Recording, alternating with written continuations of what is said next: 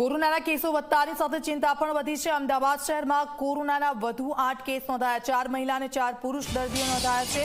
નવરંગપુરા, બોડકદેવ, મણિનગરમાં આ કેસ નોંધાયા છે। પાલડી અને વટવામાં પણ આ કેસ સામે આવ્યા છે। 8 પૈકીના 2 દર્દીઓ આણંદ અને વિસનગરથી આવ્યા। અગાઉના 6 દર્દીઓ સાજા થઈ ગયા છે। હાલ 48 દર્દીઓ હોમ આઇસોલેશનમાં છે। અમદાવાદમાં કોરોનાના 46 કેસો એક્ટિવ છે। જે 8 કેસ સામે આવ્યા છે અલગ અલગ વિસ્તારમાંથી સામે આવ્યા છે। 4 મહિલા અને 4 પુરુષ દર્દીઓ નોંધાયા છે। 8 પૈકીના 2 દર્દીઓ આણંદ અને વિસનગરથી છે। પાલડી અને વટવાના પણ કેસો સામે આવ્યા છે। સંવાદદાતા અર્પણ અમારી સાથે ફોનલાઈન પર જોડાઈ ગયા છે। અર્પણ, આજે કેસો સામે આવ્યા છે તેની હિસ્ટ્રી શું છે ને હવે શું કામગીરી થઈ રહી છે?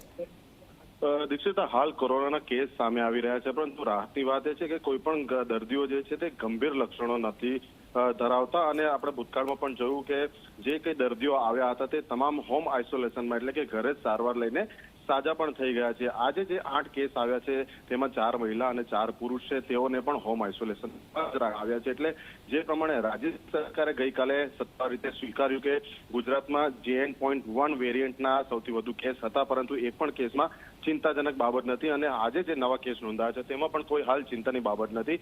તમામને હોમ આઇસોલેશનમાં રાખી સારવાર આપવામાં આવી રહી છે। બિલકુલ, આભાર અર્પણ, આપની પાસેથી માહિતી લેતા રહીશું।